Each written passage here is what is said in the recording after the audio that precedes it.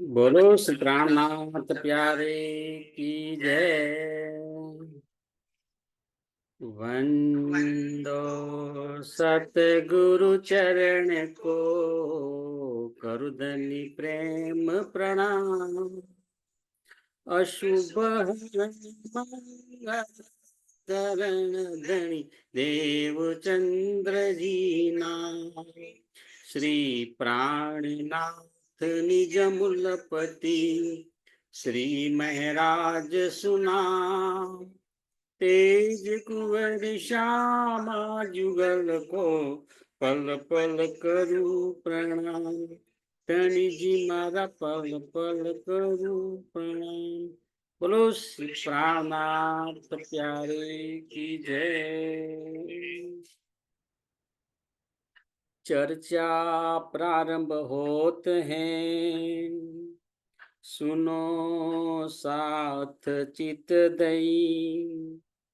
भजो राज श्यामा श्री प्राणनाथ, सखी जीवनी हमारो।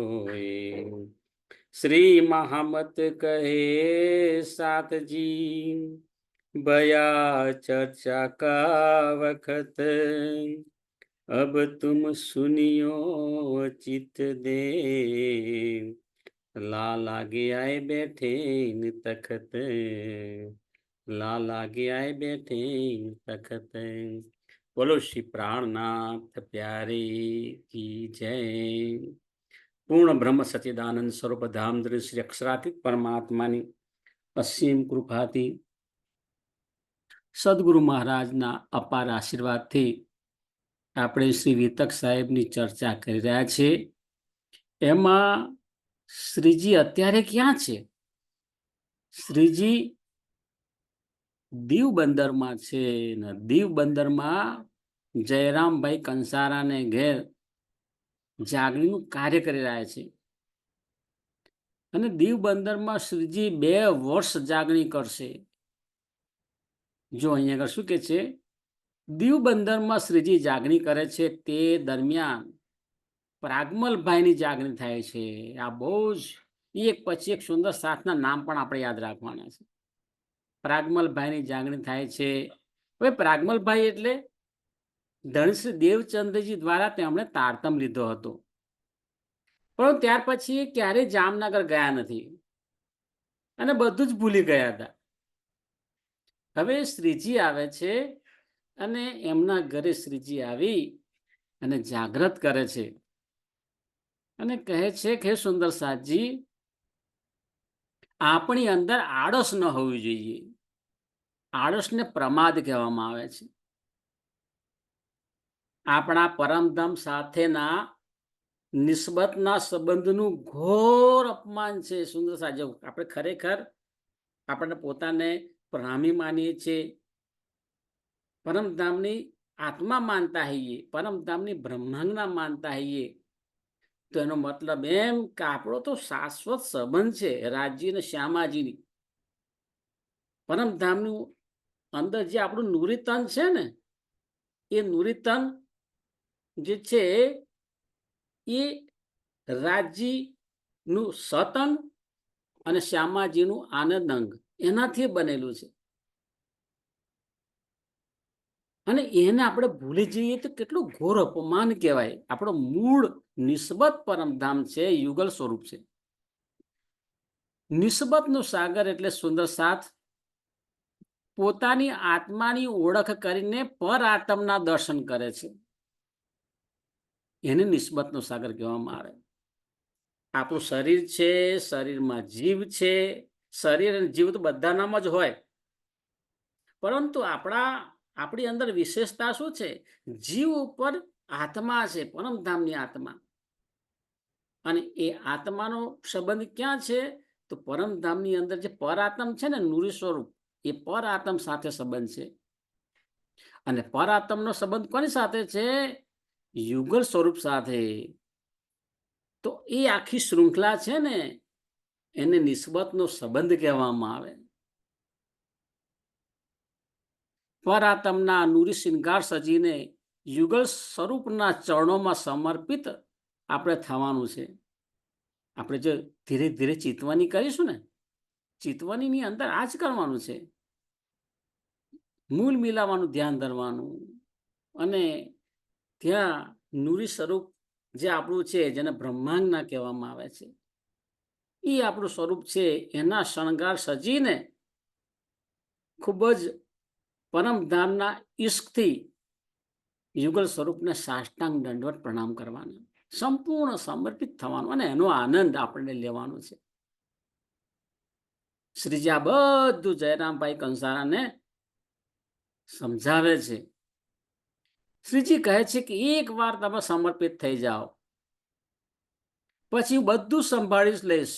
જો આ બહુ મોટી વાત કરી. આપણે બધું જ કરીએ છીએ, પણ સમર્પણની ભાવના આવતી નથી. અરે ખરેખર એકવાર તો જુઓ તો ખરા કે સમર્પણની ભાવનાની અંદર કેટલું બધું આપણને મળે છે. સામાન્ય રીતે આપણે શું કરીએ છીએ? આપણે આપણા પરિવારની સતત ચિંતા કરીએ છીએ. હા, બધાને આપણે ચિંતા કરીએ છીએ, બધાના માટે ઘસાતા હોઈએ છીએ, અને એને પરિણામે શું થાય છે? સમય મળતો નથી અને આધ્યાત્મના માર્ગે જઈ શકતા નથી. એકવાર આપણે સમર્પિત થઈને બધી ચિંતા છોડી દઈએ, કે બધું ધણીજીને ચરણોમાં સોંપી દીધું, કોઈ ચિંતા મારે કરવી નથી, પછી અનુભવ કરીએ કે પિયાજી આપણી બધી જ ચિંતા દૂર કરી દે છે. પણ કેટલું સુંદર આ સમજાયું છે કે મહારાજજી, જો આપણે ચિંતા કરીશું તો એ ચિંતાઓ વધતી જ રહેશે. પરંતુ એ બધી ચિંતા શ્રી યુગલ સ્વરૂપના ચરણોમાં સમર્પિત કરી અને સાષ્ટાંગ દંડવત પ્રણામ કરવાનું, બધું તમારા હાથમાં છે, તમે જે કરો એ ખરું. એવું કરીશું ને, તે રાજ્યનો એવો હુકમ હશે ને, અસરાફીલ જબરાઈલ ફિરસ્તા મોકલશે, અને તમારા જે કામ નહીં થતા હોય ને એ પણ બધા થઈ જશે. કેમ? એ રાજ્યને તમે બધું સોંપી દીધું છે. એટલા માટે શિંગારની અંદર કહ્યું છે, જો પહેલે આપ મુર્દે હુએ તો દુનિયા કરી મુર્દાર. આપણા શરીર છે ને, એ ખરેખર તો કેવું છે? જડ છે, નાશવંત છે. તો આપણું આ જે શરીર છે એ નાશવંત છે. આ દુનિયાની અંદર જે કંઈ જોવા મળે છે બધું નાશવંત છે. આ બરોબર સમજવાનું છે. હક તરફ હુએ જીવિત. આ સંસાર માટે આપણે સમજવાનું કે આ સંસાર નાશવંત છે અમારા માટે, પરંતુ સચ્ચિદાનંદ પરમાત્મા અને એમનું ધામ, એનું જ્યારે આપણે ધ્યાન ધરીએ ત્યારે આપણે સમજવાનું કે મારું શાશ્વત ઘર પરમધામ છે. તો શું કહે છે? હક તરફ એટલે રાજ્ય તરફ, પરમાત્મા તરફ આપણે જીવંત થઈ અને એમની તરફ જોવાનું છે. અને એમને જ્યારે ચિતવણીમાં યાદ કરીશું ત્યારે શું થશે?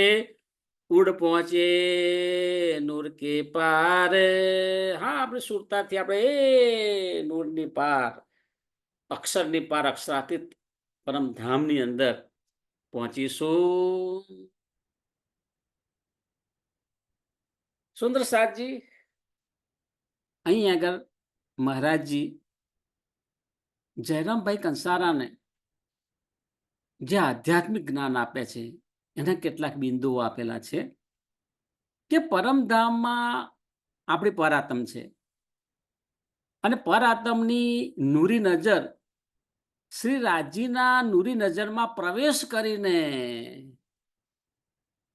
શ્રી રાજીના હૃદય પટલ ઉપર, ફરામોશીના પડદા ઉપર માયાનો ખેલ જોઈ રહી છે. જો આ રહસ્ય, આ સમજવા જેવું છે. જેવી રીતે આપણે આપણા ડ્રોઈંગ રૂમમાં બેસી અને ટીવી ચાલુ કરીએ એને, અને આપણે જે જોવું હોય બધું ટીવી ઉપર જોઈ શકાય છે. ટીવીનો પડદો છે ને, હા, એમાં આપણે જોઈએ છીએ. હવે પરમધામમાં શું છે?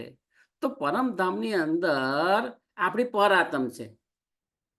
હવે પરાત્મ છે એનું નૂરી સ્વરૂપ છે, એની નજર પણ કેવી છે? નૂરી નજર છે. અને એ નૂરી નજરથી કોની સામું જોશે? રાજી સામું જ જોઈએ, બીજે કોઈની સામું ના જોઈએ. તો રાજીની સામું જુએ છે, રાજીની આંખોમાં જુએ છે. તો રાજીની નજર અને આપણી પરાત્મા છે એની નજર બંને એક થાય. ત્યાર પછી શું થાય છે કે આપણી નજર શ્રી રાજીના નૂરી નજરમાં પ્રવેશ કરી અને તેમના હૃદય પટલ ઉપર જાય છે, અને એમના હૃદય પટલના સ્ક્રીન ઉપર ફરામોશીનો પડદો છે, અને પડદા ઉપર માયાનો ખેલ જોઈ રહી છે.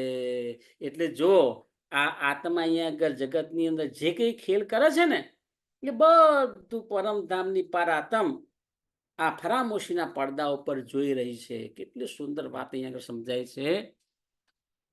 પરાતમનું નુરીતન આ બ્રહ્માંડમાં આવી શકે નહીં, તેમજ તેમની નૂરી નજર પણ સીધી આ બ્રહ્માંડમાં આવી ન શકે. કઈ રીતે આવી શકે? કારણ કે પરમધામની જે બ્રહ્માંડના છે એની નૂરી નજર આ બ્રહ્માંડમાં આવે તો આ બ્રહ્માંડ એને સહન કરી શકે નહીં. જે પરાત્મ છે એ પરાત્મ ની અંતરદ્રષ્ટિ આ જગતની અંદર આવે છે. જો પરાત્મની અંતરદ્રષ્ટિ આ જગતમાં આવે છે એને આત્મા કહેવામાં આવે છે, જેને આપણે સુરતા કહીએ છીએ. જે પરાત્મ છે પરમધામની, જે મૂળ મિલવામાં બેઠી છે, એની આ સુરતા જગતની અંદર આવી. તે સુરતાને પણ આપણે શું કહીએ છીએ? આત્મા કહેવામાં આવે છે. તો જેવી રીતે આત્મા તો અહીંયા આગળ આવી, એવી જ રીતે આત્મા પોતાની અંતરદ્રષ્ટિથી પરમધામમાં જઈને દર્શન કરે છે. બિલકુલ સરળ સીધી વાત કરી દીધી. જીવને દર્શન થતા નથી, પણ જીવ ઉપર જે પરમધામની આત્મા બેઠી છે એ જાગૃત થાય એટલે એ પરમધામમાં જેને પરાત્મ કહેવામાં આવે છે, જેને નૂરી સ્વરૂપ કહેવામાં આવે છે, એની નૂરી નજરથી યુગલ સ્વરૂપના પરમધામના યુગલ સ્વરૂપના જે દર્શન કરે છે અને એનું વર્ણન થાય છે. સુંદરસાજી, સ્વામી શ્રી પ્રાણનાથજી, ધણશ્રી દેવચંદજી જે યુગલ સ્વરૂપનું વર્ણન કર્યું છે એ આ રીતે કર્યું છે. એટલે કે આ બહુ ગુઢાર્થ વાત સમજાય છે. એટલે કે પરાત્મની દ્રષ્ટિ, મૂળ મિલાવામાં જે પરાત્મ બેઠી છે એની દ્રષ્ટિ આ જગતમાં શ્રી રાજીની કૃપાથી રૂપાંતર થઈને જગતમાં આવે છે. સીધે સીધા આવી શકતા નથી. એટલે સીધે કઈ રીતે આવી શકે? એ તો નૂરી સ્વરૂપ છે, આ બ્રહ્માંડ સહન કરી શકે જ નહીં. બરાબર? પરંતુ રાજ્યની કૃપાથી એની ફક્ત સુરતા આવે છે. જો સીધી આવે તો આ બ્રહ્માંડ સહન કરી શકે નહીં. તેવી રીતે આત્માની દ્રષ્ટિ પરમધામમાં શ્રી રાજ્યની કૃપાથી જ પ્રવેશ પામે છે. ગમે તેટલા પ્રયત્ન કરવામાં આવે, ગમે તેટલી સાધના કરવામાં આવે, પણ છેલ્લે તો રાજ્ય મહારાજની કૃપા હશે ને તો જ પરમધામની અંદર એ આત્મા પ્રવેશ કરી અને દર્શન કરી શકે છે. તો રાજ્યની કૃપાથી એ પરમધામમાં પ્રવેશ કરે, પરમધામમાં પરાત્મમાં પ્રવેશ કરીને એ પરાત્મની નૂરી દ્રષ્ટિથી યુગલ સ્વરૂપના દર્શન કરે છે. વાત સમજ પડી ગઈ? એ રીતે યુગલ સ્વરૂપના દર્શન થાય છે. બહુ જ ગૂઢ વાત છે અહીંયા આગળ. પરાત્મની દ્રષ્ટિ પરમધામની અંદર યુગલ સ્વરૂપ ની ફરતે જે બ્રહ્માંગનાઓ બેઠી છે એને આપણે પરાત્મ કહીએ છીએ. એમની દ્રષ્ટિ ફરામોશીના પડદા ઉપર આખું બ્રહ્માંડ જોતી નથી, પરંતુ એ ફક્ત પોતાના આત્મની લીલા જુએ છે. જો કેટલી સુંદર વાત કરી કે બધી જ બ્રહ્માંગનાઓ શ્રી રાજી મહારાજની નજર સામે નજર મિલાવે છે, અને રાજી મહારાજની અંતઃકરણની અંદર એમની નૂરી નજર જાય છે, અને રાજ્ય મહારાજના અંતઃકરણની અંદર હૃદય પટલ ઉપર જે સ્ક્રીન છે એ સ્ક્રીન ઉપર દરેક બ્રહ્માંડના આ માયાનો ખેલ જોવે છે, પરંતુ દરેક પોતાનો જ ખેલ જોવે છે કે હું શું કરી રહી છું. આ બહુ મોટી વિશેષતા છે. બીજી બ્રહ્માંડના બીજી સખી શું કરે છે એ નથી જોતી. હું પોતે શું કરી રહી છું એ જુએ છે. અને બધું તો અહીંયા આગળ આ તો મેમરી કાર્ડની અંદર અહીંયા આગળ બધું સેવ થતું હોય. આ તો વાલાજી છે, સચ્ચિદાનંદ પરમાત્મા. જ્યારે જોવાનું થશે ને બધાને પડદામાં બતાવશે કે જે તે બ્રહ્માંડના આ માયાની અંદર જઈને કેવા કેવા ખેલ કર્યા છે. જો તો આ રીતે પર આત્મની દ્રષ્ટિ ફરામોશીના પડદા ઉપર આખું બ્રહ્માંડ જોતી નથી, પરંતુ પોતાની આત્મની લીલા જુએ છે. આ જગતમાં જીવ બ્રહ્મવાણી ગ્રહણ કરે છે. આ બહુ સુંદર વાત કરી કે ભાઈ આપણને આ શરીર મળ્યું ને શરીર સાથે જીવ મળ્યો, એટલે સંસારના કાર્યો કોણ કરશે?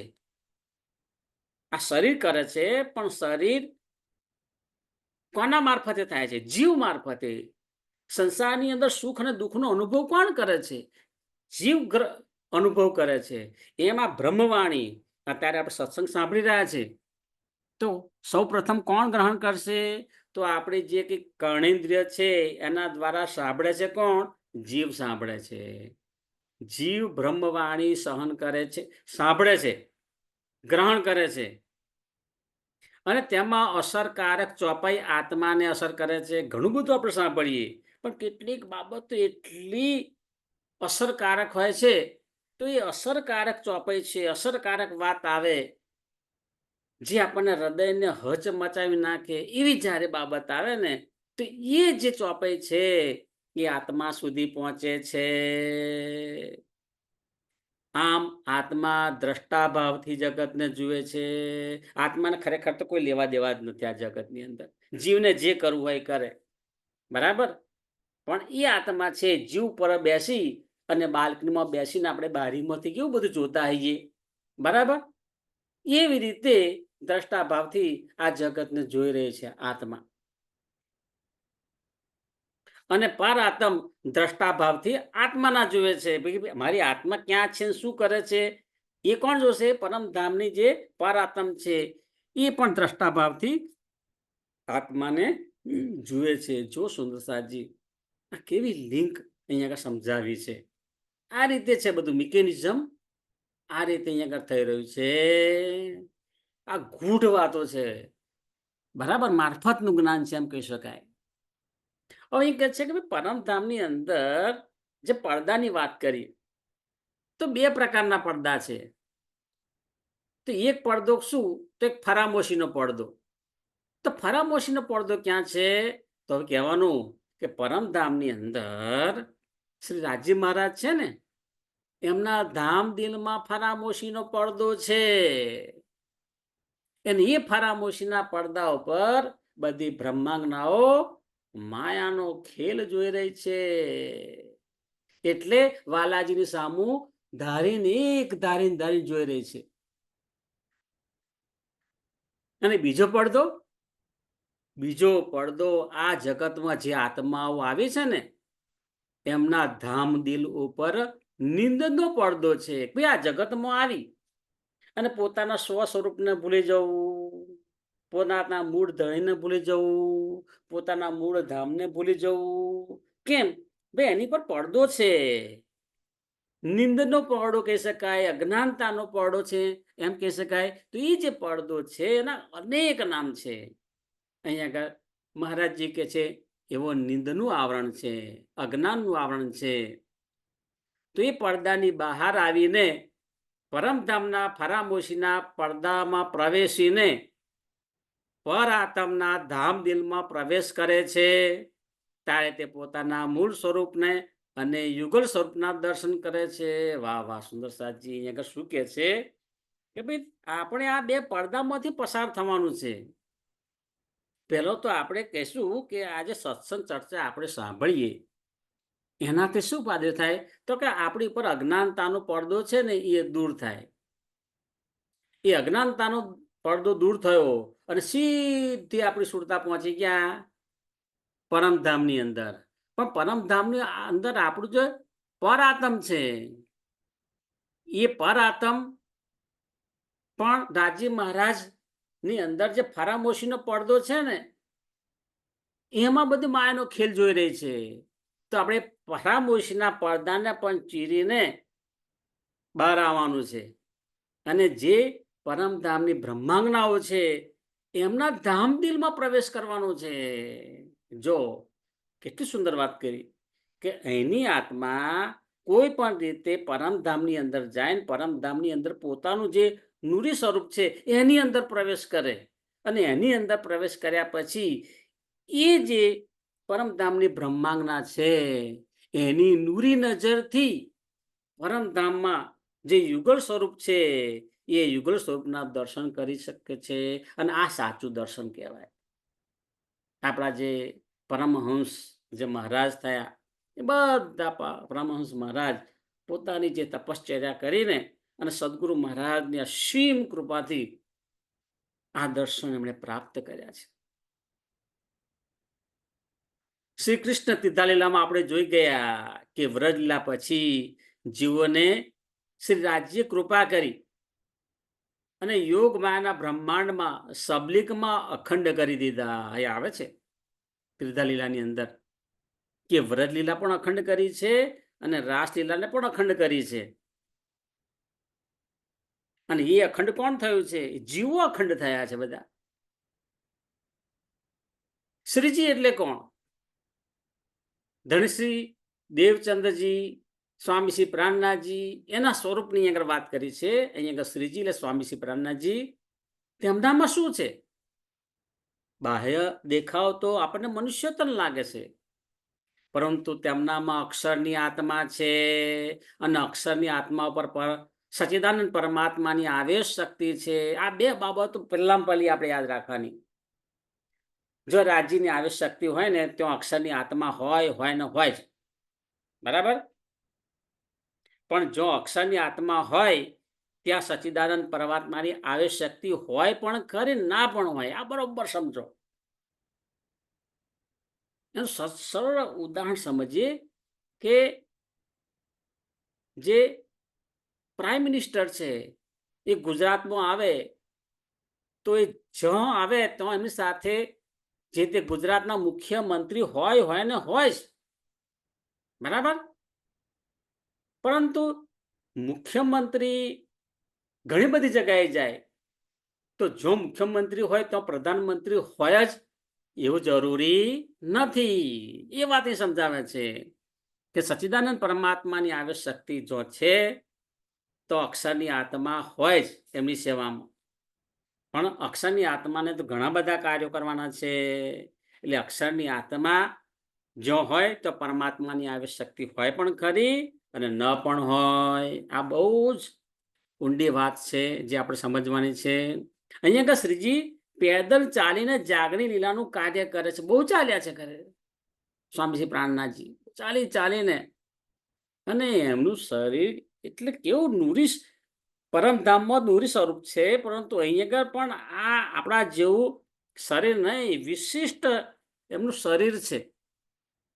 અને એ જે શરીર છે એ ગમે તેટલું ચાલે, બરાબર, સેજ પણ તમને એમ થાક ના જોવા મળે.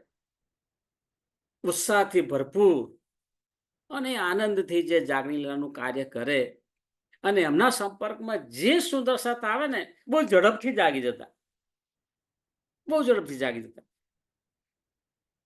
કારણ કે સ્વામી પ્રાણનાથજી એટલે એમની અંદર પરમાત્માની આવેશ શક્તિ છે.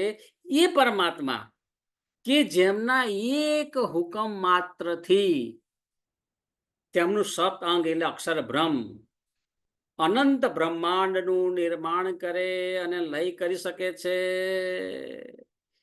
એ પરમાત્માની વાત